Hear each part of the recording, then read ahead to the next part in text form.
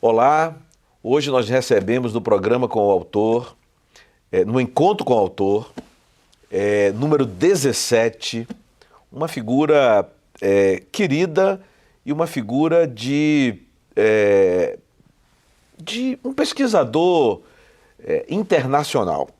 Eu me refiro a Bruno Lima, em verdade, Bruno Rodrigues de Lima, um professor brasileiro, um professor paulistano, com a alma baiana, com a incursão também aqui no Distrito Federal e que há alguns anos se dedica a pesquisar sobre Luiz Gama, e tem um livro aqui que eu vou mostrar em instantes, mas pesquisa não só no Brasil, como também na Europa e mais especificamente na Alemanha, em Frankfurt, que é o centro pulsante da economia da União Europeia, sede do Banco Central Europeu. E Bruno tem uma trajetória, sem nenhum favor, brilhante. Começou seus estudos na universidade, na PUC Campinas, com bolsa do ProUni, e teve o bom senso, acho que o bom senso fica de bom tamanho, a sensibilidade de mudar para Salvador, capital do estado da Bahia, São Salvador da Bahia de Todos os Santos, exclusivamente para pesquisar sobre Luiz Gama, que é baiano, nascido na Rua do Bangala, nós vamos falar aqui, uma rua que eu já residi, por sinal, quando vivi em Salvador. E Bruno, a partir daí, tem uma trajetória acadêmica, como eu disse, singular. Bruno sai da PUC Campinas para a Universidade do Estado da Bahia, conclui o curso de Direito lá e está envolto e mergulhado na pesquisa sobre Luiz Gama. De lá, Bruno faz a monografia sobre Luiz Gama. De lá, ele vem aqui para o Distrito Federal e se matricula, é aprovado na seleção do mestrado e escreve sobre Luiz Gama. Estou correto? Não, outro tema. Outro tema. E, em seguida, começa o doutorado na UNB. Sim. E esse doutorado, simultaneamente com um segundo doutorado. Falando agora de Luiz Gama na Universidade de Frankfurt. Na Universidade de Frankfurt. É convidado para... Mas você fez alguma coisa em São Paulo de doutorado, não? Eu fiz um mestrado na Unicamp, mas não concluí lá. Então, ele é convidado para prosseguir com a sua pesquisa, com a pesquisa sobre Luiz Gama na Universidade de Flensburg, sim, na Alemanha, e depois muda-se para Frankfurt e dá seguimento aí já na Universidade de Goethe, sim, né, também pesquisando. Então, é premiado, o livro está aqui, eu estou aqui com a primeira edição e a segunda edição está aqui. A segunda edição é bem recente. Então, o Bruno Lima, que inclusive está conosco na escola, com um curso sobre biografias jurídicas de grandes nomes do direito brasileiro, evidentemente entre eles Luiz Gama, Cosme de Farias, a piauiense, Tobias Barreto, a Esperança Garcia. Enfim, Bruno, seja muito bem-vindo. É uma alegria tê-lo conosco. Eu levei quase 6 minutos falando sobre o seu perfil acadêmico, que é impressionante, que é um orgulho para nós brasileiros tê-lo pesquisando na Alemanha. E vamos conversar sobre o seu livro, né? Nós estamos no encontro com o autor. Vamos conversar sobre o seu livro e vamos conversar sobre o processo de criação, né? O processo de pesquisa. Seja muito bem-vindo. Muitíssimo obrigado, professor Souto, pelo convite, pela introdução generosa. Tenho alma baiana de algum modo, esse talvez seja o maior elogio possível a alguém, e vindo de alguém que conhece tão profundamente a Bahia, conhece Valença, conhece Salvador, conhece os interiores, os sertões da Bahia, esse é um elogio que ganha ainda mais força. E de fato, eu fui à Bahia para estudar o Luiz Gama, para andar nas ruas que o Luiz Gama andou e conversar com as paredes que Luiz Gama conversou, as paredes dos velhos casarões da Bahia, porque a sensibilidade que o senhor fala é a sensibilidade também de sentir o cheiro das ruas, sentir o cheiro da Bahia, que está viva ainda lá, para dizer com o poeta. E é uma alegria estar aqui na Escola Superior da Advocacia Geral da União, no programa Encontro com o Autor, falando da minha pesquisa, da minha trajetória acadêmica. Estou à disposição para falar de tudo que é relacionado a este Luiz Gama contra o Império, que é a versão em português da minha tese de doutorado, defendida na Universidade de Frankfurt em 2022. Ela tem uma versão em alemão? Eu defendi em inglês. Eu defendi em inglês e a versão em inglês vem a público, oxalá, este ano, entre outubro e novembro, que é a estimativa que a editora Brill-Nischhoff me deu. Então, acredito que no mais tardar esse ano deve estar a público. É uma editora com sede na Alemanha ou na Bélgica? Com sede na Holanda, em Leiden, porém o seu conselho editorial do selo que eu publico dentro dessa editora é sediado na Alemanha. Então é uma parceria, uma antiga parceria entre os Países Baixos e a Alemanha. Tá. Uma curiosidade, você ainda mais jovem do que né? Ainda jovem, estudante de Direito, acadêmico de Direito, decide se mudar para a Bahia. E é aprovado, uma história que nós conversávamos um pouco, mas vamos falar sobre ela. Você é aprovado na Universidade Estadual de Feira de Santana. Exatamente. E eu pergunto, você vai morar em Feira? Não, eu falo por quê? Para quem não conhece, Feira de Santana é muito próximo a Salvador, servido por pelo menos na minha época, uma rodovia duplicada, né? Evidentemente continua duplicada, e de fácil acesso. Sim. Né? Mas uma curiosidade, você vai morar em Salvador ou vai morar em Feira de Santana? Eu vou morar em Salvador. Em Salvador. E viajava diariamente para Feira de Santana. Tá. E num dado momento da graduação em Feira de Santana, eu peço transferência para a Universidade do Estado da Bahia. Da Bahia, que fica? No bairro do Cabula, em Salvador. Bairro do Cabula. E foi concedida essa transferência, porque foi em intra-universidades estaduais. Tá. Então eu concluo minha faculdade no Cabula, em Salvador. Tá. Quando você chega em Salvador, a decisão de morar em Salvador, você já conhecia Salvador antes disso? Eu tenho família, tenho uma tia aqui de Jequié, que ainda mora em Salvador, morava no final de linha da Boca do Rio. Sim. Então perto da praia. Certo. Eu fui passar umas férias. Perto da antiga sede de Praia do Bahia. Exatamente ali. E fui passar férias com 14 anos na casa desses meus tios. Tá bom. Tá. Então eu já conhecia Salvador. Mas ia frequentemente ou só foi uma vez? Eu fui 2 vezes antes de pedir residência permanente na Bahia, que foi me concedida, se eu posso usar da metáfora, e aí eu mudei 1 ano, 2 anos depois disso. Quando você morou na Boca do Rio, ainda existia o aeródromo? Porque ali... O Aeroclube, sim. Eu morei inclusive na Avenida Iemanjá, que é de frente ao Aeroclube. Quando você esteve lá, ainda tinha o Aeroclube? Não. Eu tenho que fazer a correção. Existia o Shopping Aeroclube. Ah, sim. Não existia mais o aeródromo, mas existia o shopping. Tá. E hoje é o Centro de Convenções da Bahia, Salvador. Ah, tá. Ok. E quando você é transferido para Salvador, você vai morar onde? Eu vou morar na Boca do Rio. Na Boca do Rio? Na Boca do Rio. Quando você pede a transferência, você mora na Boca do Rio. E depois me mudo para Maralina. Tá, que é relativamente perto. Eu indago,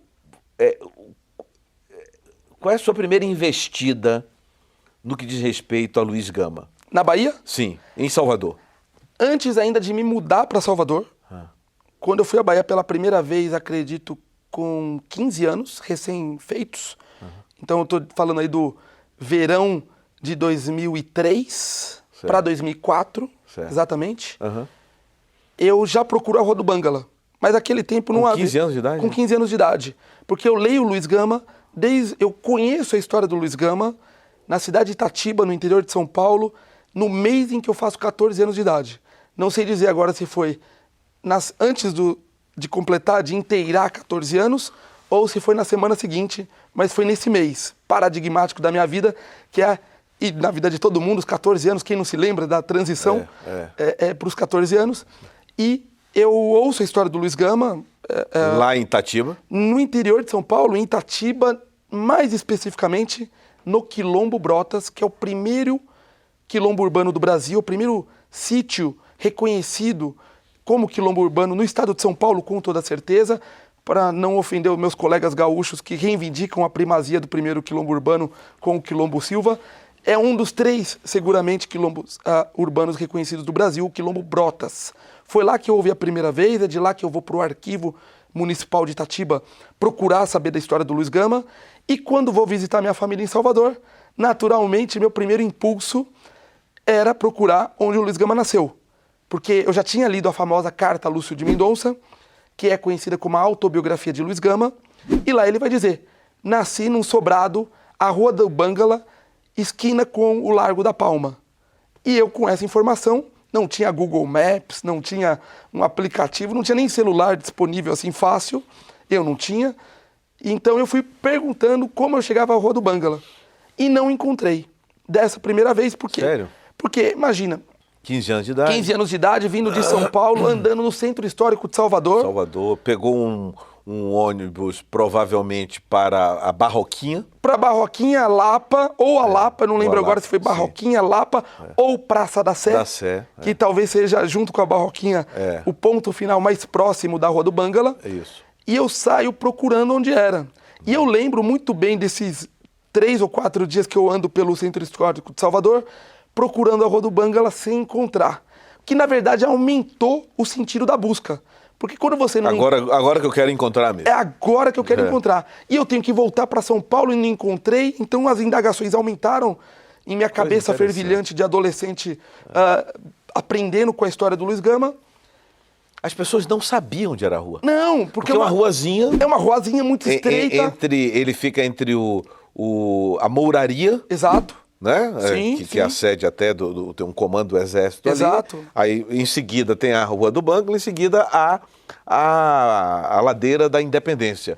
E acima o Campo da Pólvora. E a Joana Angélica. Fica meio perdido ali, realmente as pessoas não sabem. É só quem conhece muito o Centro Histórico de Salvador, porque uma coisa é você chegar na Baixa dos Sapateiros, Corpo de Bombeiros, sim. Praça dos Veteranos, dá para chegar. Aí ali fala, olha, mas passou ali do Gravatá, já fica diferente. Né? Gravatá, Fonte do Gravatá, Ladeira do Bangala, Ladeira da Independência. Então, eu volto uma segunda vez para Salvador. Com que idade, aproximadamente? Aí, já com 17, volto a procurar a Rua do Bangala. E encontro, mas era muito, digamos, perigoso, para dizer o mínimo, andar sozinho naquela região sem conhecer praticamente nada. Eu consegui desenrolar, para usar um verbo baiano, eu consegui desenrolar e fiz amizade, inclusive, com um senhor que eu chamo de zelador da Rua do Gravatá, que é uma paralela à Rua do Bangala, onde o Luiz Gama nasceu, e o terreno da casa dele dava aos fundos para a Rua do Bangala. E ele conhecia de memória, de ouvir falar, ele não era uma pessoa letrada, ele conhecia a história do Luiz Gama assim, ó, como quem conhece, como quem fala, sabe, da história familiar. Sim. E esse senhor, que é o Deraldo Batista Lima... Ele te dá muitas informações. Muitas informações que não está registrada na literatura. Olha que coisa interessante. Que é muito próprio da Bahia, ter esses griots, ter esses guardiães da história local. Uhum. E ele foi me contando coisa do Levante Malê, da Sabinada e da história pessoal do Gama, que me foi muito útil para procurar nos arquivos. Ele próprio é um arquivo vivo. Hoje não mais vivo, lamentavelmente, mas um arquivo vivo de uma biblioteca que conhecia tudo de Salvador. Isso me leva a uma outra pergunta, o seguinte. Então, você conhece esse cidadão, encontra a Rua do Banguela na segunda investida, um ano depois, um ano e meio depois de ter estado lá. Agora eu pergunto, qual é o próximo passo do ponto de vista do arquivo físico de documentos? Você vai para a biblioteca do... Me ajude, a biblioteca ali... Dos Barris? Dos Barris. Biblioteca pública, sim. Né? Ou você vai lá para o arquivo público que fica nos Dois Leões, me parece, ali? Sim, né? subindo os Dois Leões, Ladeira do Tamarineiro. Ladeira do Tamarineiro. Que vai sair num bairro muito curioso, que é Palmiúdo. Não é verdade? Não é isso? Eu pergunto, qual é os dois... Desses dois... Qual é o primeiro? Você vai para a Biblioteca dos Barris? Ou eu vou para ambos, porém sem muito sucesso. Por quê? Porque as fontes do Luiz Gama, para a infância dele, e a infância se dá na Bahia, até os 10 anos de idade, é natural que tenhamos poucas fontes sobre crianças, né? Sobre nossa primeira infância. E como o Gama não deu pistas muito consistentes, porém valiosíssimas, da identidade do pai e da mãe, essas informações sobre pai e mãe são muito mais rarefeitas, muito mais difíceis de acessar, porém, elas estão, sobretudo, no Arquivo Público do Estado da Bahia. Certo. Agora, como minha pesquisa era sobre o jurista Luiz Gama, o advogado Luiz Gama, como Luiz Gama chega a São Paulo, foi escravizado, como ele consegue provas de sua liberdade, como ele aprende a ler e escrever, se torna jornalista, poeta, líder abolicionista e, posteriormente, advogado, essas fontes estão, sobretudo, nos arquivos de São Paulo. E aí eu estou falando de uma malha arquivística que se espraia por mais de 40 arquivos do interior de São Paulo e arquivos das mais variadas naturezas arquivísticas, como arquivos eclesiásticos, militares, judiciais e assim por diante. Certo. E você tem o que lá nesses arquivos? Petições, jornais... Diligências policiais, atos administrativos, documentos... Diligências policiais, por exemplo? Inquéritos policiais. Ele como advogado ou contra ele? Ele, antes disso, ainda vale também para ele como advogado e contra ele. São tipos que aconteceram. Mas, sobretudo, o início do letramento do Luiz Gama, ele ainda com 19 anos, quando ele atua na Secretaria de Polícia da capital, primeiro como copista, copiando documentos, depois como escrevente, que é outro tipo de função interna da burocracia policial, depois como escrivão de polícia e ainda depois como amanuense, que são funções muito demarcadas, algumas com... Tudo isso documentado? Tudo isso documentado e com a assinatura dele nos documentos, às vezes como intérprete. Mas aí me surge uma curiosidade. E essa documentação, ela permanece no estado de São Paulo, viva, acessível, porque se trata de Luiz Gama ou porque é comum o arquivo desse tipo de documento? Ou são as duas coisas? Não, fundamentalmente a segunda. Está relacionado às instituições, às entidades que produziram essas documentações. É curioso, assim, costuma-se dizer, com acerto ou não, que o Brasil é um país sem memória. Não é isso que a gente ouve? Sim. Que não se preocupa muito com as pessoas, com os grandes nomes, enfim. E a impressão que nos passa é que muitos dos documentos gerados no país, eles se perdem. Sim. É uma verdade? É uma verdade. É uma verdade e a situação é tão calamitosa que, a continuar como está, não sabemos se em 20 ou 30 anos teremos parte substancial dos materiais produzidos por essas instituições no século XIX. Porque nós não temos um sistema de manutenção, de guardar isso. Nós não temos uma política de memória, para dialogar com o seu termo, que é acurado. Nós não temos um sistema arquivístico dotado de orçamento, de pessoal e de guarda mesmo desse acervo valiosíssimo. E quando se trata do Luiz Gama, que é um herói nacional, que está no panteão da pátria, que é alguém que é o primeiro ex-escravizado a escrever um relato em primeira pessoa nascido no Brasil, que se torna advogado, que tem uma obra abolicionista, que tem, portanto, um valor para o Brasil, para o Estado Nacional. Esse material, ao meu juízo, não pode ficar espalhado por arquivos diferentes.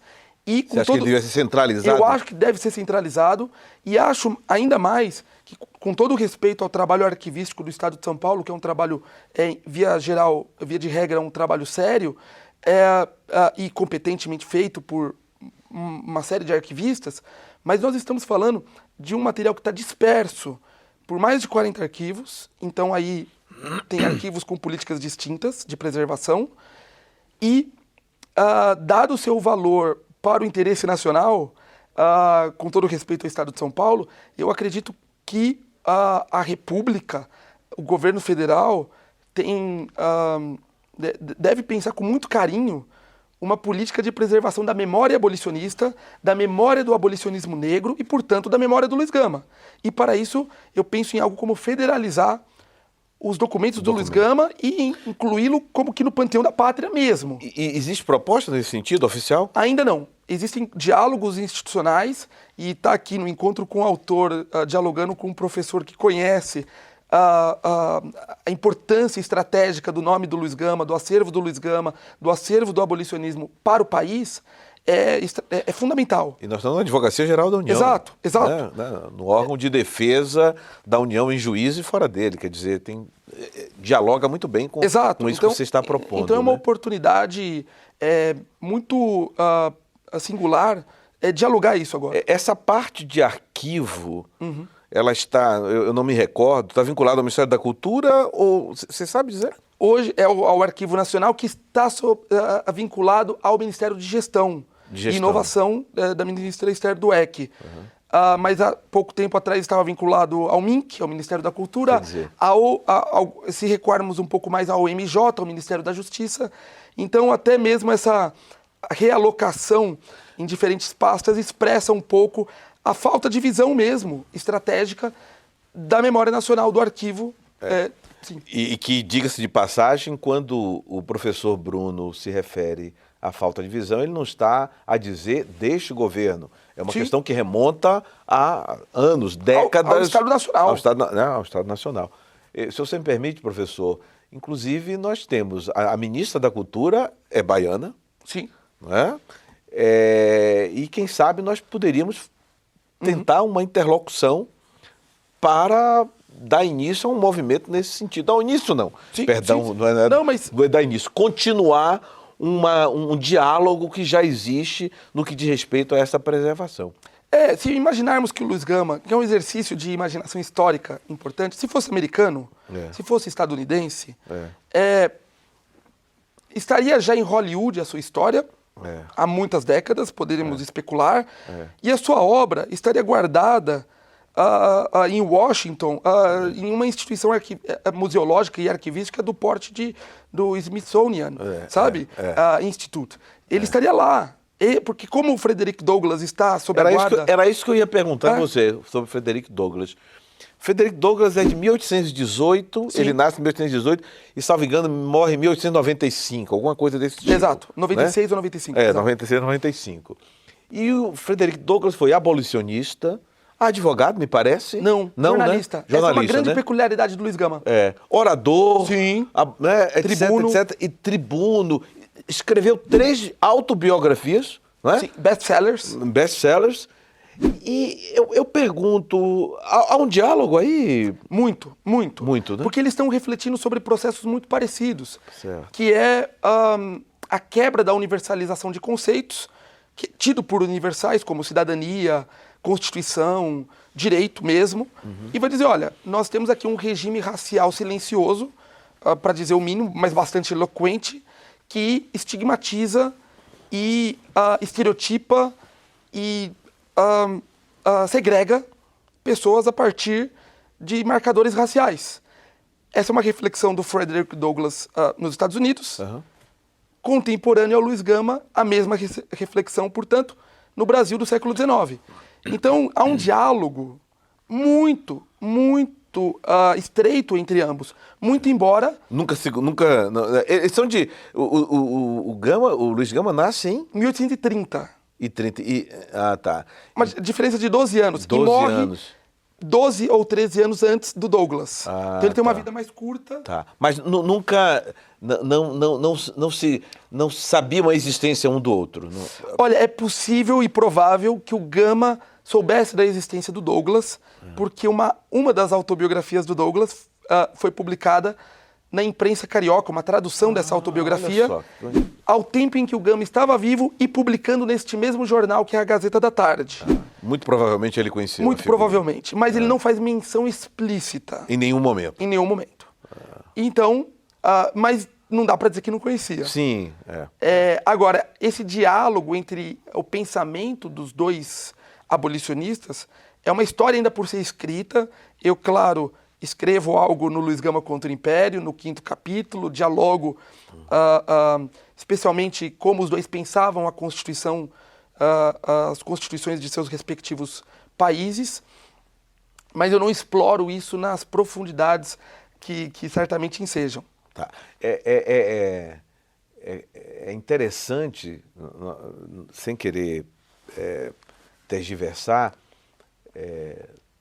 do ponto fundamental aqui, que é Luiz Gama, mas é interessante que o Frederick Douglass, o trabalho maior dele é sobre a abolição, né? É um abolicionista, e sobre a inserção do negro na sociedade e tudo mais, mas você muito provavelmente deve saber, ele foi relevante também na questão da emancipação feminina e colaborou e discursou na convenção em Nova York, esqueci o nome agora exatamente da cidade, em prol do voto feminino. Ele tem essa questão, ele identificou a necessidade e que seria importante unir com as mulheres no sentido de também ajudar a causa que ele defendia. Mas voltando a Luiz Gama, hoje, o que é que você percebe no que diz respeito a... O seu livro é um marco, né? No que diz respeito ao Luiz Gama, mas o que você percebe, por exemplo, o Estado brasileiro e talvez a iniciativa privada também, poderia fazer um pouco mais, por exemplo, inseri-lo... na Europa se estuda Shakespeare. Eu não estou comparando Shakespeare a Luiz Gama, são duas situações absolutamente divergentes, diferentes. Mas eu pergunto, você vê a possibilidade, você já imaginou Luiz Gama sendo estudado nas universidades brasileiras, ou mesmo no 2º grau, alguma coisa desse tipo? Claro. Isso, na verdade, eu acredito que é um dever dessa geração. É decisivo para o Estado de Direito, penso, porque estudar Luiz Gama em todos os níveis escolares, eu diria, a começar do ensino fundamental, passando pelo ensino médio, faculdade de Direitos, faculdade de comunicação, faculdade de história. Alguma coisa como história do direito, alguma coisa História assim, do direito, que a disciplina é a pedra angular, acredito, para o estudo do Luiz Gama, porque o Luiz Gama vai se fazer jurista, advogado, pensador, teórico do direito, não à toa. Ele escolhe o direito entendendo muito bem o que é o direito para o Brasil. Qual é a contribuição do Luiz Gama como teórico do direito? De tanto responder perguntas profundas como essa, eu fico até um pouquinho rouco.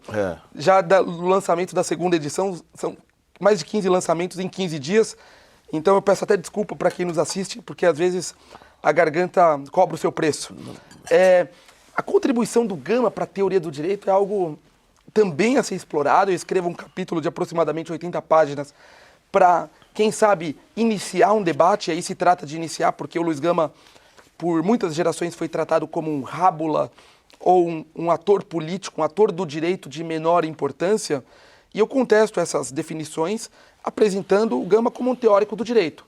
É alguém que vai ter uma obra jurídica, que vai escrever interpretações sobre conceitos basilares do direito na modernidade, como os de cidadania, de constituição, de crime, de pessoa jurídica, de direitos e garantias individuais, de prisão, o que é a prisão ilegal, o que é uma prisão legal, o que são os limites da sentença.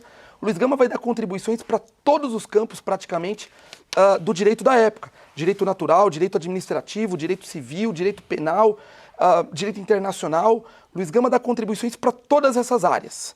Então, suas contribuições teóricas, eu diria que são formulações originais a partir de casos concretos que nos ajudam a pensar definições canônicas para todas essas áreas. Então,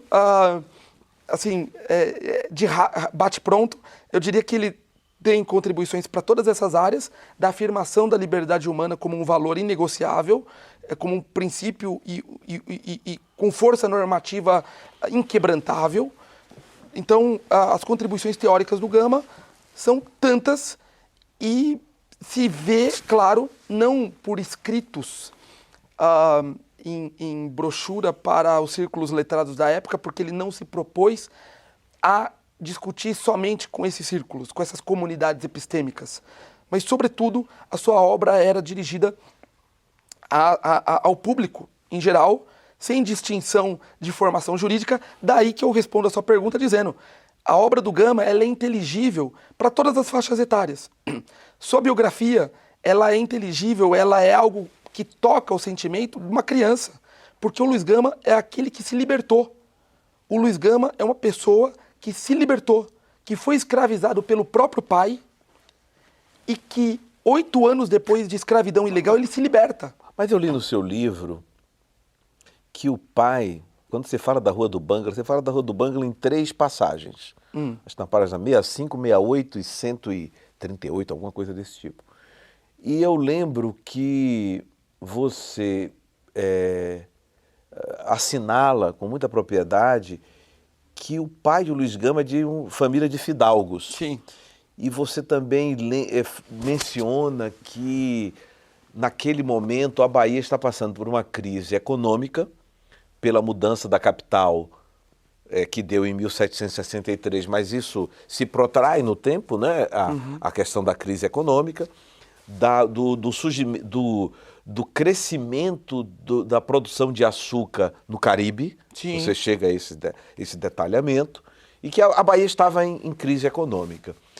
E aí você assinala do fato do pai dele ser de fidalgos, não é isso? Sim. Eu pergunto, por que ele chega a vender o filho? Estava em crise econômica também? Enfim, o que leva a esse ato, difícil de entender e até de qualificar, né?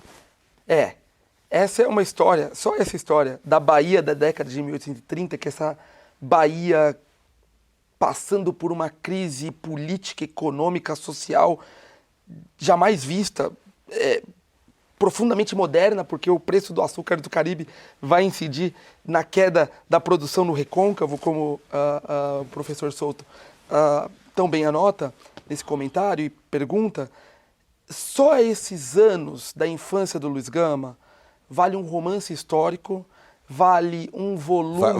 Ele vai existir esse romance histórico? Vai existir. Ah, que bom. Se não na via do romance histórico, na via de uma biografia do Gama estendida, uma biografia que avance em detalhes para essa década. Sim. Porque tanta coisa acontece aí, e respondendo a sua pergunta mais objetivamente, era um fidalgo de uma das principais famílias da Bahia, de ascendência portuguesa. Isso.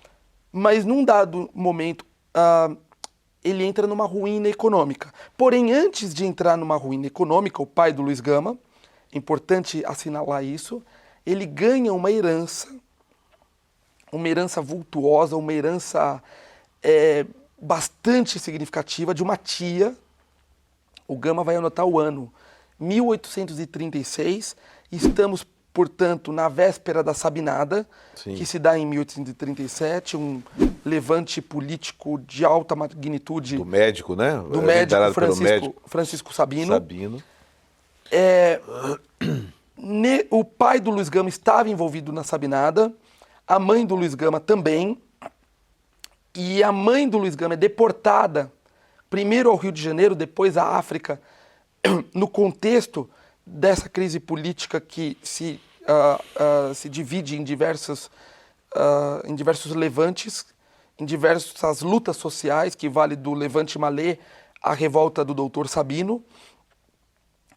E o pai dele, o Gama fica aos cuidados do pai, após a Sabinada, em 38, 39 e 40, e é aí que o pai do Luiz Gama, envolvido numa trama, e ele próprio se envolve nessa trama e se endivida. Ele que jogava bem as armas, jogava bem as cartas, o Luiz Gama vai anotar isso. Eu vi que você se refere a uma casa de tavolagem. Isso, exato. Ali perto do Gama.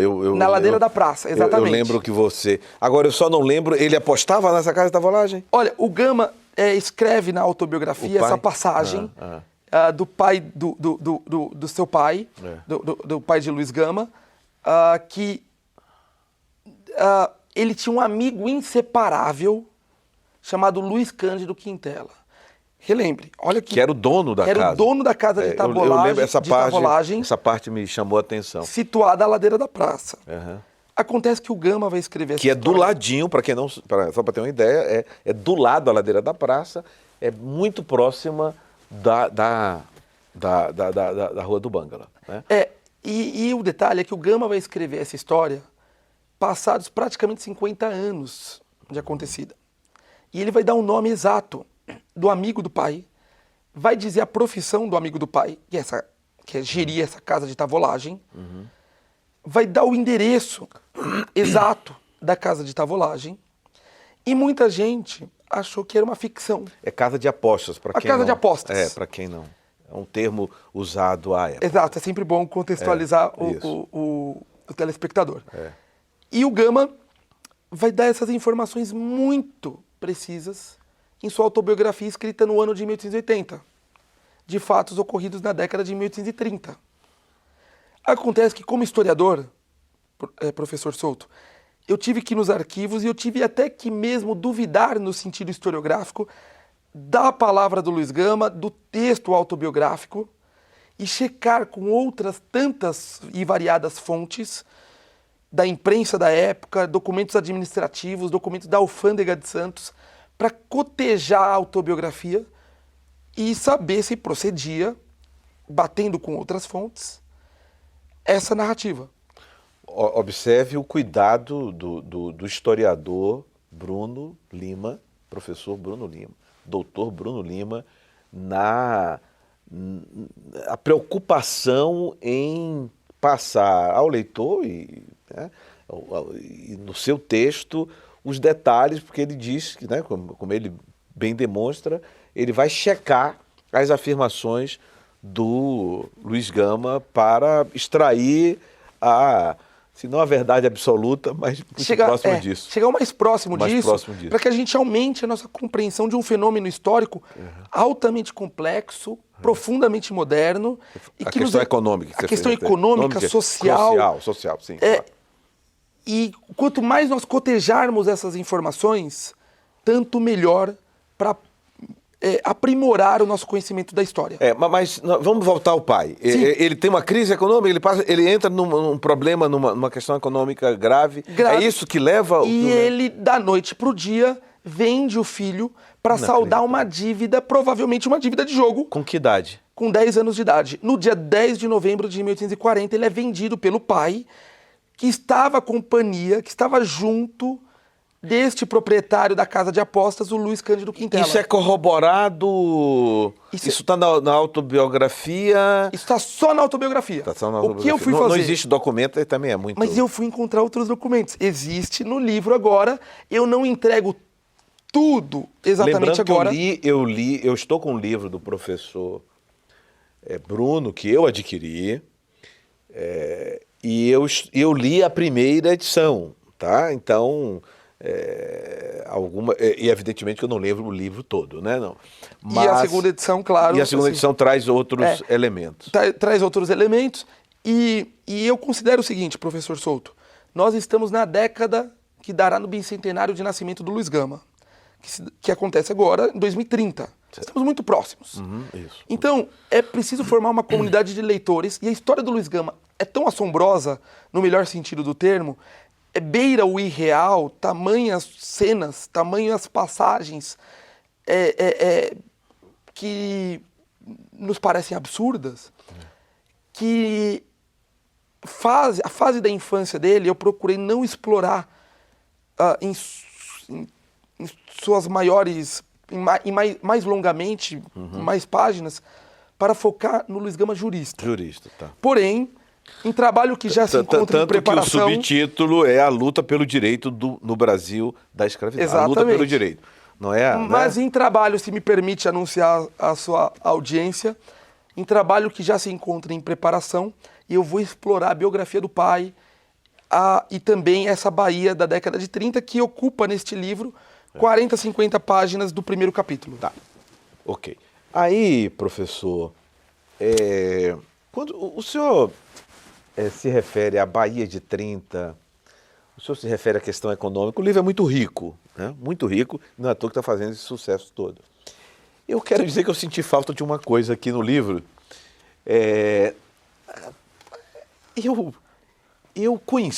Eu frequentei, eu tenho inclusive um artigo sobre isso, até escrevi recentemente, um artigo de jornal, né? Um artigo acadêmico. E eu residi na Rua do Bangala, eu residi na Rua da Mangueira, número 10, vizinho ao Bangala, né? Onde o senador Jacques Wagner, presidia o sindicato dos petroquímicos. Sim. Eu até estava conversando com ele, e também onde viveu o senador, o governador Antônio Carlos Magalhães, sim, na mesma casa onde mais tarde foi o sindicato dos petroquímicos. E Bahia. Pois é. E então, depois eu vivi numa rua próxima ao Palácio Góes Calmon, que é a sede da Academia de Letras da Bahia. Exatamente. Academia Baiana de Letras. E eu tive contato... Eu tenho uma foto com o Jorge Amado tomando posse. Você já viu essa foto? Não. Não. Eu tenho uma foto com o Jorge Amado, eu coloquei até no Twitter recentemente. Jorge Amado tomando posse, e eu convivi com Luiz Henrique Dias Tavares. Grande e o Luiz historiador. Henrique não é citado no seu livro. Assim, é evidente, não tinha que ser citado, né? Era obrigatório. Você foi às fontes que provavelmente Luiz Henrique Dias Tavares foi também no arquivo, etc. Tal. Mas é uma figura... Sim. Você chegou a ler alguma coisa de Luiz Henrique? Porque ele escreveu muito, né? Ele escreveu muito sobre... Ele escreveu muito artigo de jornal também, uma história da Bahia. Eu li o Luiz Henrique para a história da Bahia do século XVI e XVII, mas como uma leitura de formação. Sim, sim. Uma leitura para aprender a Bahia e tal. Certo. Para o século XIX, eu faço uma leitura, digamos, mais da historiografia acadêmica dos últimos 50 anos, que eu tenho que dialogar com esses historiadores mais. É por isso que, por exemplo, você cita o João José Reis Por exemplo, algumas vezes. Por exemplo, mais de 10, seguramente. Você vê que eu prestei atenção, né? Exatamente. Né? A gente não lê o livro. Você não consegue pegar tudo do livro, evidentemente, né? Ninguém consegue, né? Mas o historiador ele tem que saber modular essa recepção das gerações anteriores. Teixeira, eu não lembro se... Eu não cito neste, mas tem outro trabalho que eu cito, o Cid Teixeira. Já publicado, um historiador fabuloso, que conhece o anedotário e a crônica política baiana como ninguém. Dizer que foi meu amigo é exagero. Isso. Não, mas eu escolhi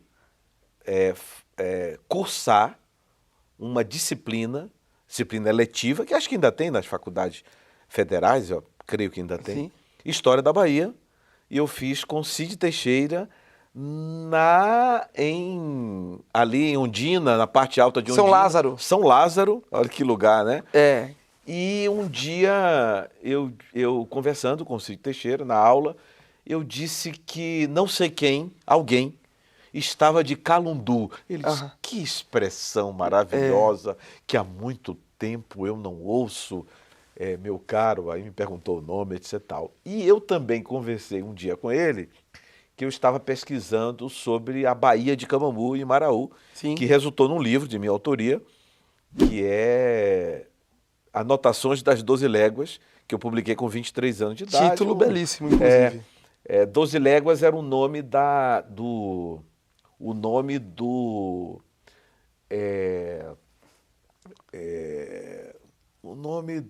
incursão, a falta de uma expressão melhor, jesuítica naquela região. Uau. 12 Léguas, né? É o nome do sítio jesuítico, agora essa expressão melhor, né? Naquela região. E ali a Baía de Camamu e Maraú foram invadidos pelos holandeses, etc, etc.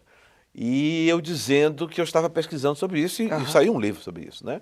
Eu com 23 anos de idade... Esgotado, acredito. Perdão? O livro esgotado. Está esgotado. Digitar no Google ainda acha alguma coisa. Inclusive,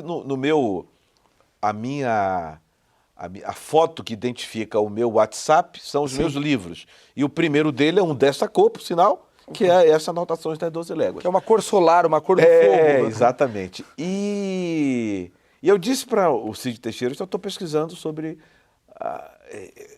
essa localidade e tal. Ele fez... Fico muito satisfeito, porque eu vejo aqui na UFBA as pessoas pesquisando sobre Grécia, nada conta, sobre o Egito, e nós temos tanta coisa na Bahia para pesquisar. Mas voltando, professor, vamos voltar ao Luiz Gama. Nós já falamos bastante sobre o Luiz Gama, falamos sobre o pai, falamos sobre a mãe, falamos sobre os arquivos do Luiz Gama no interior de São Paulo, falamos sobre o Luiz Gama. Agora vamos falar sobre o Luiz Gama um pouco advogado. Eu gostaria que o senhor falasse sobre o Luiz Gama advogado. E eu vi aqui, em um dado momento, que ele foi despachar, o senhor relata, com o presidente interino da província de São Paulo. Né? Para quem não é muito familiarizado com a história do Brasil, política do Brasil, em um dado instante da nossa história, nós não tínhamos ainda... a divisão federativa. Hoje o governador era o presidente da província, né? Eu fico a me perguntar, sem nenhum... eu acho que deveria ser raro... Primeiro que eram raros advogados negros, né? Eu imagino. Sim, raríssimos. Raríssimos, né? E segundo, despachar com o presidente da província. Isso decorre de um prestígio que ele tinha, alguma coisa desse tipo? Sim. O senhor lembra dessa passagem? Claro. O Luiz Gama despachou algumas vezes com o presidente da província, e esse interino, eu me recordo a passagem exata, porque é o sacerdote católico, professor da Faculdade de Direito, Vicente Pires da Mota, tratando de um caso de liberdade que ocorria na comarca de Itu, e o Gama procura o presidente da província para que ele oficiasse o juiz. Isso é 1869. 69, que é um ano-chave para a vida do Gama. É um outro ano que vale uma biografia praticamente para esse ano, ou um romance histórico. Ele se casa, ele legitima o filho, que é uma história nebulosíssima, o filho já com 10 anos de idade. Ele é demitido a bem do serviço público da Secretaria de Polícia, obviamente, a bem do serviço público, ele vai contestar energicamente isso e vai dizer que são interesses políticos dos escravocratas. Ele funda jornal, escreve dezenas e dezenas de petições e responde perante o tribunal do júri por um crime não contra a vida, obviamente, mas contra a honra de um juiz, que era julgado à época pelo júri. Então, acontece de tudo nesse ano e então ele já gozava de um prestígio, de uma reputação, de um temor muito grande. Ele já era um nome conhecidíssimo, já era o principal líder abolicionista do Brasil nesse ano. Logo, o presidente da província o receberia. Enquanto o senhor falava sobre Luiz Gama, você falou temido, né? Temido. Temido, de certo modo. Um advogado incisivo, Sim. Né? Enfim, eu me pergunto e imagino, nós temos nos Estados Unidos, com a Guerra Civil, Lincoln presidente, com o final da Guerra Civil, o assassinato de Lincoln, a posse do seu do vice-presidente, que é quem degringola tudo, porque não a questão da reconstrução, Sim. Reconstruction era, né? Era, ele não implementa, ele se alia aos escravocratas, o substituto de Lincoln, que eu sempre não esqueço o nome, se é Andrew Jackson ou Andrew Johnson, mas não vem o caso aqui. E aí surge a questão da tese do separate but equal, que é um grande malefício, não é? Os escravocratas dizem, bem, a escravidão acabou, mas agora nós vamos implementar a separação racial, que dura até 1954 com o Brown versus Board of Education, que é o caso da Suprema Corte, com o Chief Justice L. Warren, que acaba com a segregação racial oficial, né? Oficial. E é uma longa história, mesmo depois de 1954. E aí, em 1861, isso dura quase 100 anos, né, a segregação, surgem aqueles grupos armados de perseguição, Ku Klux Klan, etc. E tal. Tudo isso resume-se à pergunta que eu vou formular agora. Luiz Gama sofreu atentados? Luiz Gama temia por sua vida? A segregação racial no Brasil era mais, uma palavra perigosa que eu vou falar agora, pode ser mal interpretada, tênue do que a segregação nos Estados Unidos, que você tem cruzes, a Ku Klux Klan com aquelas cruzes. Não sei se a minha pergunta... Claro, não, é uma pergunta que novamente dialoga Brasil e Estados Unidos, a escravidão em dimensão atlântica, então ela é muito boa para pensar e eu vou tentar responder de uma maneira que articule com a sua pergunta anterior sobre o Luiz Gama advogado. Certo. Porque a sua prática jurídica, a sua atuação como advogado o leva a sofrer ameaças. Certo. Leva a milícias senhoriais de fazendeiros das plantations do interior de São Paulo, sobretudo, a tramar contra a vida de Luiz Gama. Vou dar um exemplo categórico. O Luiz Gama, assim que inicia sua banca abolicionista, ele pega um caso que é um caso que estava nas páginas de todos os jornais do Império, praticamente, que era a questão Neto, uma briga entre sócios e herdeiros por uma das maiores heranças do Império, uma soma gigantesca, e mais de 217 pessoas escravizadas nesse espólio do comendador Neto. O Gama sabe dessa causa, atua nessa causa. No interior de São Paulo. Essa causa, ela tem ramificações pelo interior de São Paulo. Mas ela é da capital. Ela se passa em Santos. Fundamentalmente, ela passa por São Paulo, pelo Rio de Janeiro, Jundiaí, Campinas, enfim. Ela é uma causa com repercussões as mais variadas, sejam jurisdicionais, mas também políticas e econômicas.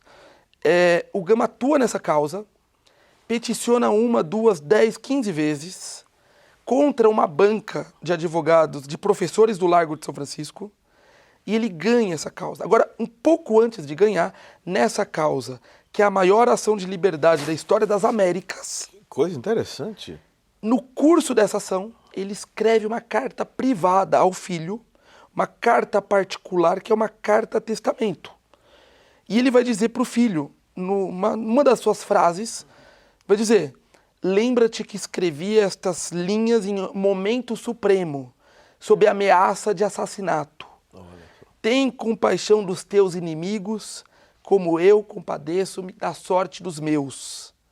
É algo assim, eu acredito que eu citei ela com exatidão, mas se não, o telespectador e a telespectadora pode conferir nas obras completas de Luiz Gama, que eu sou um dos editores desses 11 volumes, que são os mais de 1000 escritos de Luiz Gama das mais variadas áreas da literatura. Comentado por alguns autores. Eu comento todos eles, porque todos eu organizo, escrevo uma introdução por volume e comento cada um dos textos. Obras completas de Luiz Gama. Obras completas de Luiz Gama, que é, vamos dizer, o fundo arquivístico do Luiz Gama, espalhado nesses mais de 40 arquivos, que este Luiz Gama contra o Império serve como guia de leitura, serve como síntese mesmo da obra do Luiz Gama, né, de leitura da obra do Luiz Gama. Foi editado por quem, esses 11 volumes? Eu edito, organizo, comento, estabeleço o texto, faço a introdução. É um trabalho que, na verdade, é a infraestrutura, posso dizer... Dessas publicações. Exato. E da recepção mesmo do Luiz Gama, que é uma preocupação conjunta que havíamos conversado antes, como fazer o Luiz Gama chegar nas faculdades de Direito, nas instituições de Estado e nas mais variadas entidades políticas e jurídicas do país. Rapidamente, você está respondendo, está ainda, né? Nem estava, está respondendo sobre o Luiz Gama advogado, o Luiz Gama, as ameaças que ele sofreu, etc, etc. Esse grande grupo econômico aí que ele ganhou, né? Me parece que é um antecessor do Mauá, né? Do Barão de Mauá, alguma coisa desse tipo, tinha né? crédito na praça. Inteiro. Mas aí você mencionou lembrando aquilo que eu falei, né, da questão de que o Luiz Gama precisa estar nas universidades e tal. Minha pergunta é simples: tem alguma universidade está com um estudo nesse sentido, alguma coisa desse tipo? Você tem conhecimento? Olha, eu tenho conhecimento de iniciativas pontuais e episódicas, mas não duráveis no tempo, ainda não. Alguns professores valorosos na Universidade Federal do Recôncavo Baiano, mesmo na Universidade Federal do Estado de São Paulo. Me ocorre agora essas duas universidades, mas... Do Estado de São Paulo. Não creio que haja uma disciplina. Sim. Não creio que haja um curso estável, na longa duração, que fale do Luiz Gama. Pouquíssimos professores que o têm na ementa de seus cursos de Teoria Geral do Estado, certo, ou Introdução ao Estudo do Direito. Eu dei um curso na Fundação Getúlio Vargas, ano passado, um curso intensivo na Faculdade de Direito, na Escola de Direito da Fundação Getúlio Vargas, inteiramente dedicado ao pensamento, à obra do Luiz Gama.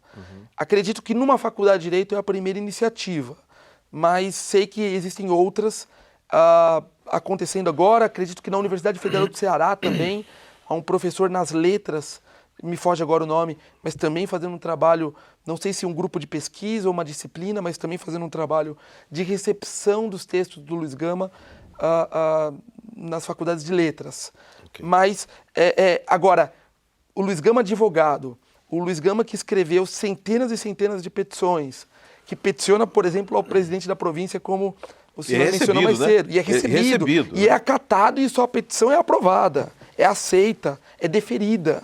Isso é o mais importante, porque tantas vezes o Luiz Gama foi recebido e seu pleito foi negado, e outras tantas o seu pleito foi aceito. Então, esse caso que havíamos falado há pouco do Gama peticionando para o presidente da província intervir no juízo de Itu, é uma dessas petições que precisa ser estudadas em faculdades de Direito. Sim. Porque mostra a competência administrativa e os limites do judiciário e da administração pública. É isso que se trata, no fundo. O Luiz Gama procurar o presidente da província para intervir na jurisdição do juízo local. Enfim, há muitas dimensões jurisdicionais acontecendo na prática do Gama. Duas perguntas. 3 perguntas. Não sei se eu vou lembrar de todas as 3. Primeiro, o senhor ainda quer tecer alguma consideração sobre a questão das ameaças? Ou já foi suficiente? Né?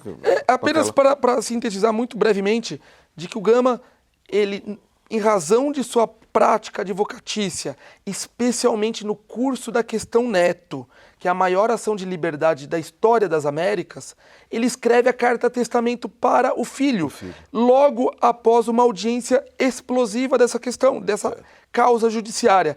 Audiência em São Paulo. Essa audiência em Santos, mas se desdobra na imprensa paulista, ou seja, tem muitas...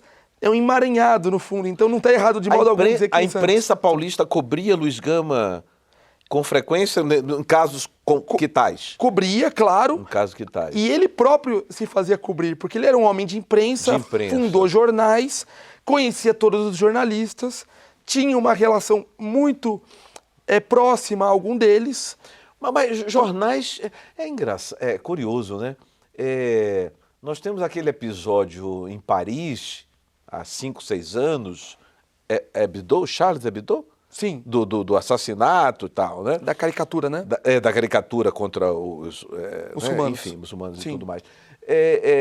Gama não sofreu nenhum atentado contra seu jornal. Porque jornais são locais muito visados, Não, né? Sim, sofreu. Porque pelo menos 4 jornais dele, cito-os: Diabo Coxo, Cabrião, Democracia e Radical Paulistano. Eu vi, o Radical Paulistano tem uma... Esses jornais foram empastelados. Carecemos de informações de como se deu esse empastelamento. Mas o jornal fechou de uma edição para outra, sem aviso prévio. Ou seja, não foi por uma razão, digamos, empresarial. Olha, o jornal vai até aqui. Não. O jornal foi empastelado da noite por dia por partidários do regime de ocasião, do partido de ocasião e do regime de sempre, que era a escravidão. Né? Então, seus jornais foram empastelados para a telespectador e a telespectadora que não sabe, fechado abrupta e violentamente. Tá. O Gama tem o trabalho de Luiz Gama, a figura de Luiz Gama, a produção de Luiz Gama, o que Luiz Gama representa já rompeu o Brasil? Eu digo assim, temos alguma repercussão, algum artigo, algum estudo nas Américas, na América do Sul, nos Estados Unidos? Alguém? Olha, a recepção do Gama ainda é muito recente.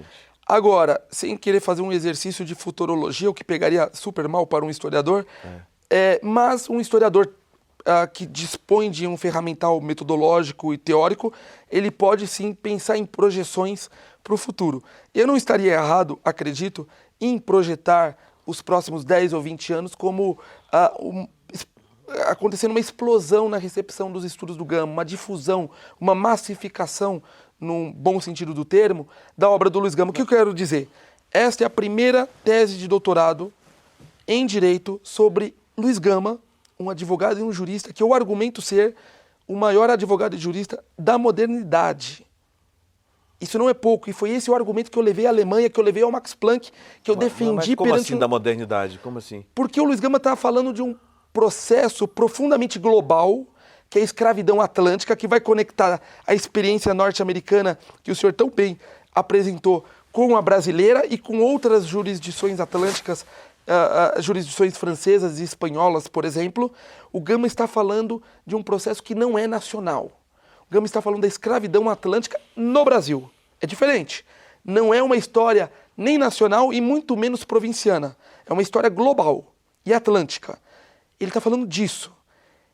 Todos aqueles e aquelas interessadas em entenderem, compreenderem este fenômeno global atlântico precisam compreender Luiz Gama. E é por isso que nas próximas décadas, Luiz Gama será recepcionado nas universidades do primeiro escalão dos Estados Unidos e da Europa. Começa com esta tese. Começa E agora em inglês, agora em inglês. Isso. Eu digo começa porque vem o primeiro trabalho em inglês, que é esta versão que os telespectadores veem agora em português, o Luiz Gama contra o Império, vem nos próximos meses a edição em inglês por uma grande editora, o que obviamente potencializa Claro. a recepção das ideias do Gama neste círculo acadêmico internacional. E aí nós vamos ver que o Brasil tem um pensador da modernidade no século XIX de altíssimo nível e que a academia norte-americana e alemã, para citar essas duas, vão ler o Luiz Gama, vão às suas fontes e vão dialogar com suas ideias. Muito bem. É um processo muito recente e a Escola da Advocacia Geral da União é parte disso, porque o encontro com o autor chegará certamente como material, como subsídio para pesquisadores do mundo inteiro. Então, este Luiz Gama contra o Império, que já rompeu mais de 5.000 exemplares vendidos, e a segunda edição Caminha ainda nisso. mais... Com recepção maior ainda. pretende chegar a uma recepção maior, e chegando em inglês, isso continua este processo que é o que nos une a quem nos está assistindo, de difundir as ideias do Luiz Gama. Tá. Luiz Gama, você disse que ele morreu antes do Frederick Douglass, então ele morreu antes de 1895, exatamente? Morreu também antes da abolição da escravidão, ele morre em 1882. 1882, ok. 1882, em que momento, em que ano, em que momento alguém publica alguma coisa sobre Luiz Gama depois de 1882? O primeiro momento, né? Publica para o grande público, publica em dezembro ou novembro ou dezembro de 1880. 2 anos antes da morte. 2 anos antes da morte, o Luiz Gama em vida, muito debilitado em razão da diabetes que ele sofria, quase cego, andando com muita dificuldade, e ainda assim trabalhando a barra do júri e a barra de tribunais.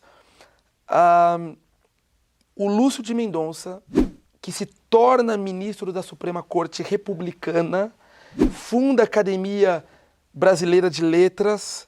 É o fundador? É um dos fundadores. Um dos fundadores. É um dos fundadores aí em 1907, acredito, e é ministro do Supremo Tribunal Federal na década de 1890. O Lúcio de Mendonça, poeta, estudante do Largo de São Francisco, discípulo de Luiz Gama, porque enquanto estudante tinha Luiz Gama como um grande professor. O Lúcio de Mendonça pede insistentemente ao Luiz Gama uma carta em que ele contasse a história dele. E o Luiz Gama, depois de negar uma, duas, talvez uma terceira vez, finalmente escreve essa carta para o então juiz de direito Lúcio de Mendonça, da comarca de São Gonçalo, em Minas Gerais. E ele escreve essa carta e diz: só estou escrevendo porque é para você e porque você muito tem insistido para que eu escrevesse. E escreve essa carta contando pela primeira vez, por escrito, a história de sua vida. Escreve brevemente a história do seu pai, da sua mãe, como ele foi escravizado. É uma fonte enorme É o único relato autobiográfico de um ex-escravizado e foi publicado no Brasil. Em 1880. Aí, repare, Lúcio de Mendonça, professor solto, recebe essa carta e escreve um perfil biográfico a partir da carta e publica como folhetim na imprensa do Rio de Janeiro e publica como um perfil biográfico também em um almanaque. Essa versão do Lúcio de Mendonça circula como rastilho de pólvora e é editado sucessivas vezes em almanaques os mais variados, Brasil afora. Portugal não. Acredito que Portugal não. Mas é recepcionado Brasil afora. Esse caso em Grácia Bueno, ele é peculiar, relevante? Relevante eu digo assim, mas... Né? Ele faz parte de um grupo de 10 casos, aproximadamente, que o Luiz Gama advoga no ano de 1869, que é aquele ano paradigmático de sua vida. Casou, jornal... Isso, e ele peticiona pedindo a provisão para advogar. Tem muita coisa que acontece nesse ano. Entre eles, o caso em Grácia, que tem uma peculiaridade que ele não leva à imprensa, tem seu pleito deferido e não leva e não expõe. Em Grácia era uma escravizada. Uma escravizada. Era uma escravizada, sim. Tá. De um cônego, de um sacerdote católico. E ele ganha essa causa, obviamente citando as ordenações. Geralmente o que é? Lei do ventre livre? Esses casos, o quê? Antes da lei do ventre livre, o Gama era um clínico geral, vamos dizer assim.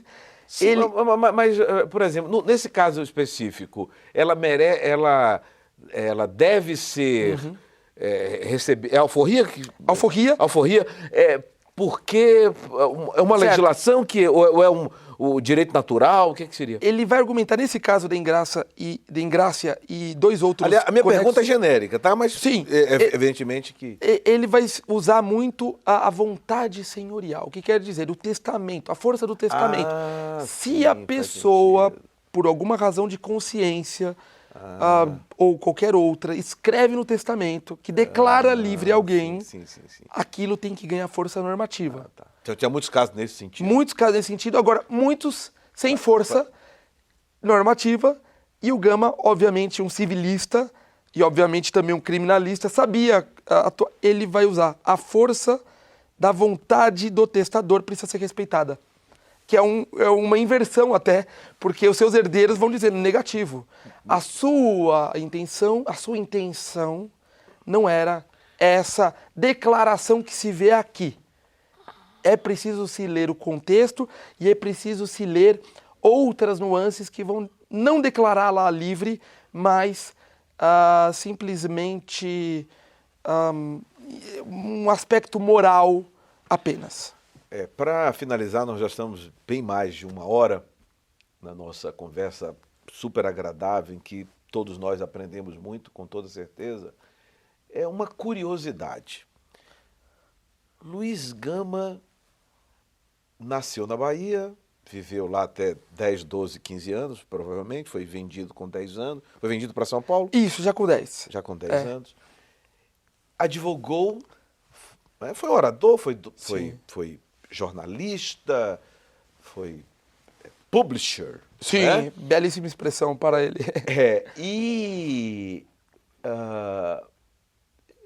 Eu fiquei com uma curiosidade.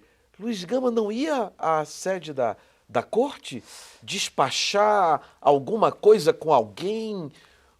Nós tínhamos o Superior Tribunal de Justiça, né? O que antecedeu o Supremo. Ele não costumava ir lá? Olha, eu já me fiz essa pergunta como historiador, porque é uma pergunta que a gente... De fato, a corte está a 400 quilômetros de São Paulo, ele é um advogado muito conhecido, com muitas causas em São Paulo. Não terá ele ido à corte? Isso. Despachar com um ministro, talvez, ou com hoje o secretário executivo equivalente, né? Alguma coisa assim. Ou com o Senado, né? Eu tenho poucos registros a respeito, mas eu tenho, de que nesta questão Neto, que é levado assim à última instância no Rio de Janeiro, é levado à segunda instância primeiro e depois à última instância, o Gama esteve no Rio de Janeiro. Eu consegui localizar a movimentação dos passageiros dos barcos que faziam o trecho Santos-Rio de Janeiro. E no curso do julgamento decisivo até da questão Neto na instância superior, o Gama está entre os passageiros e estava, portanto, no Rio de Janeiro ali.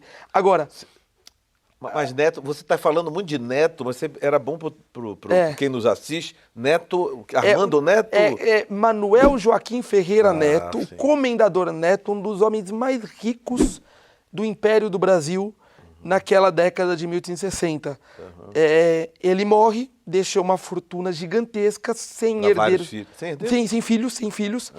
Irmãos em Portugal, ele mesmo era português e residia na cidade do Porto. E muitos sócios. Ele não é o que dá de presente a Quinta da Boa Vista para Dom Pedro, não, né? Não tenho certeza, não tenho certeza. Diria que o nome...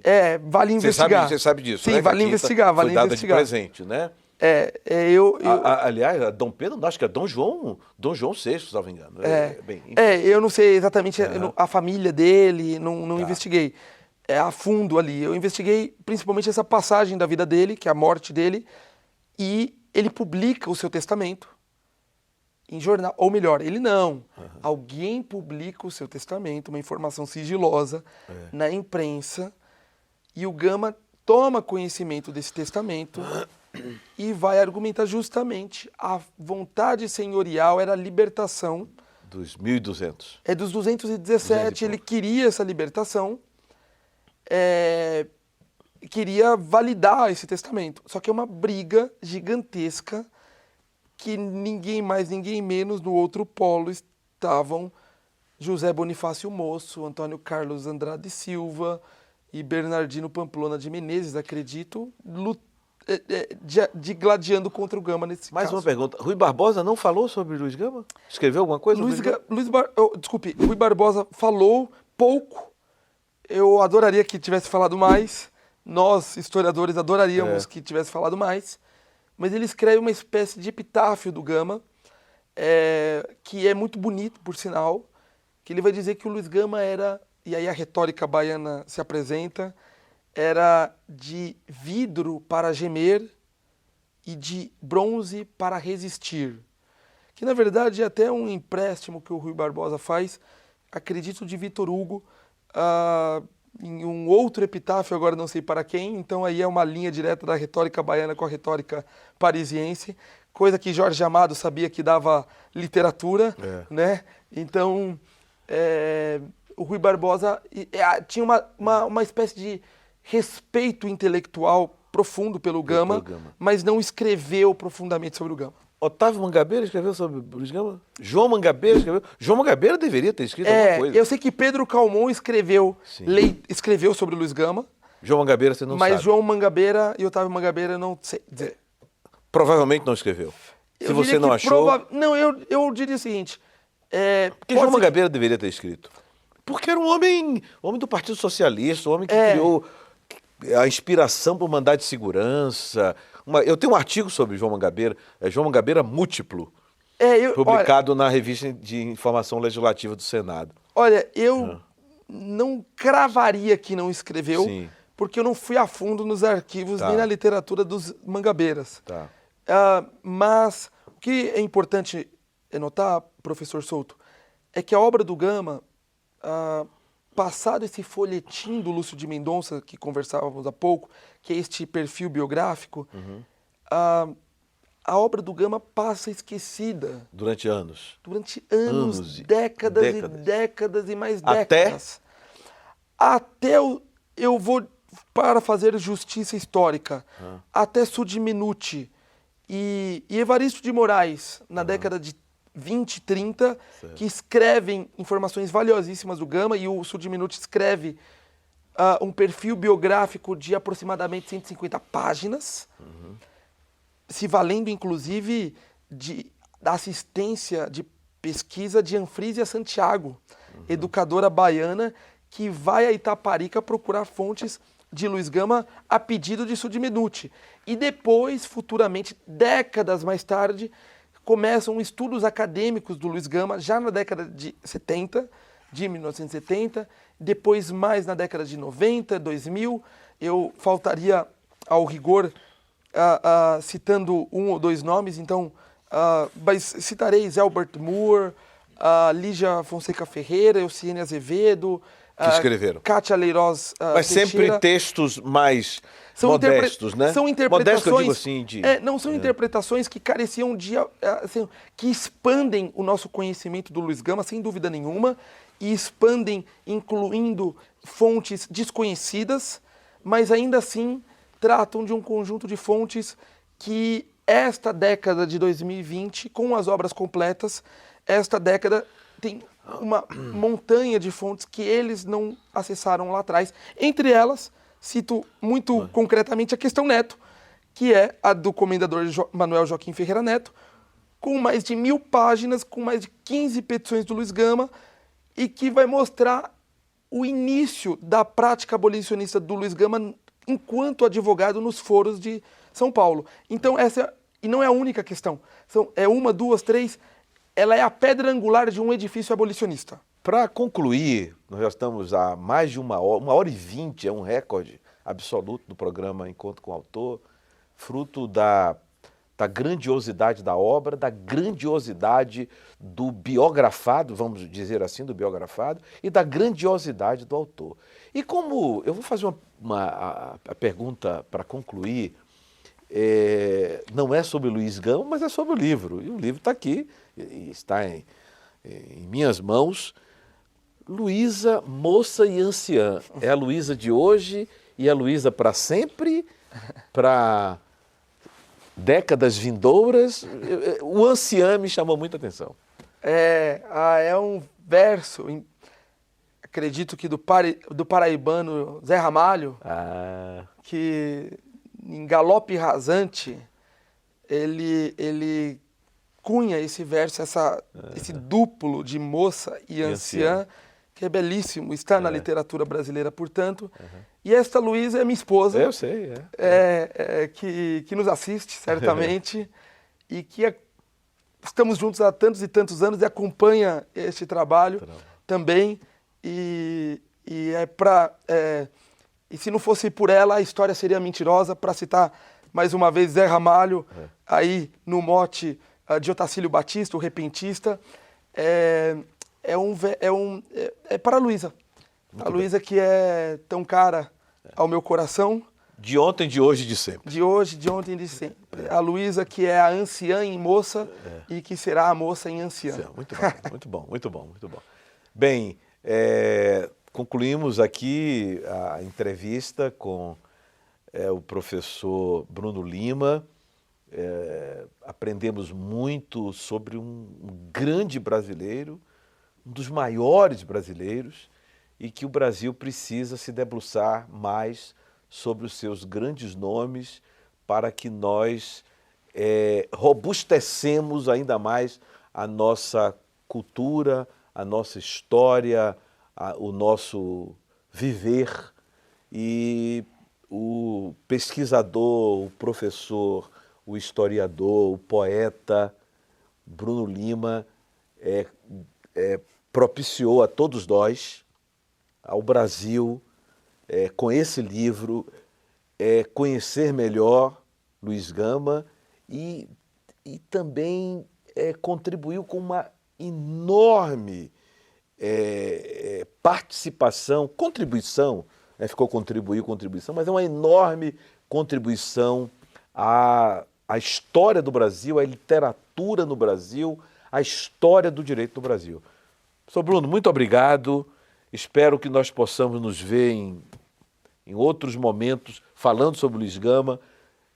Teremos, por certo, algumas outras publicações ao redor dessa constelação de histórias e de vida que é a vida do Luiz Gama. Muito obrigado.